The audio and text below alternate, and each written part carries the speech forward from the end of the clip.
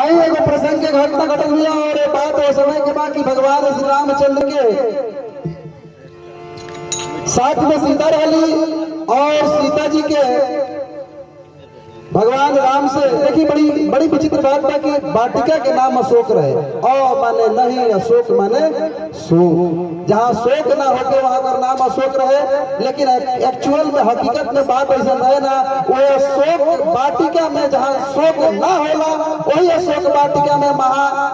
जनक नंदिनी बहुत अशोक रहली। ये हमारा रामायण प्रमाणित करते। तो माता जानकी शोक में बड़ी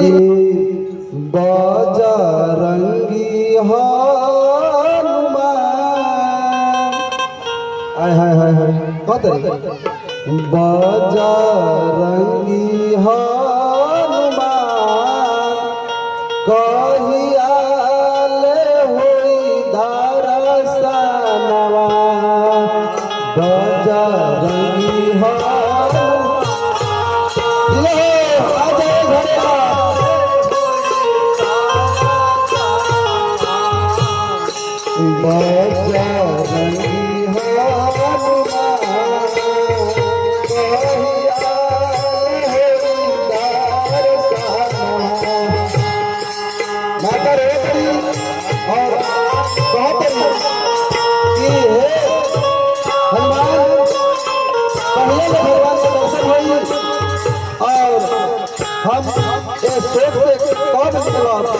माता कैसे कहत रही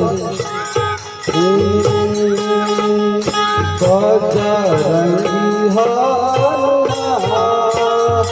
कहिया होई दरसनवा,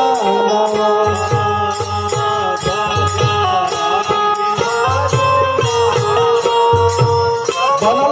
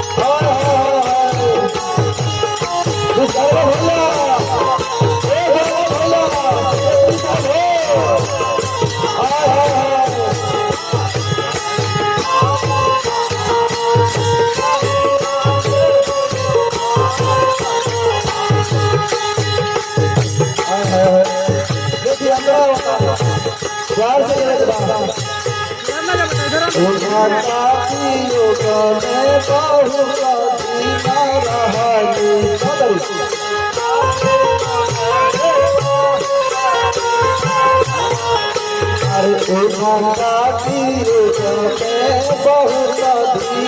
रहली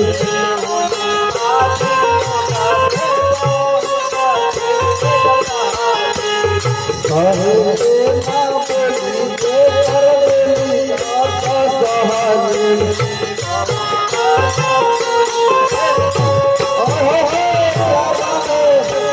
सहे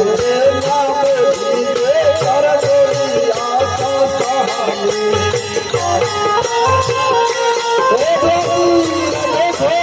अरे छोड़ दो बेटा ले जा लगा दो उनका दियो गमे बहुत दिन सहली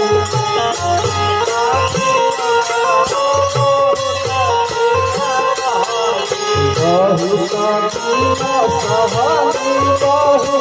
दिन सहली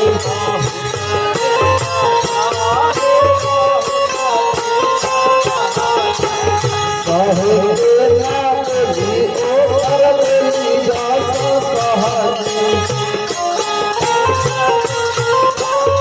जेकर बोली ना सुने के ओकर बोली आदमी बोलिए तो सहता और भगवान राम इतना दूर वाले माता जगदम्बरी से मार भी प्रसन्न किया भैया और बड़ी हृदय प्यार जगना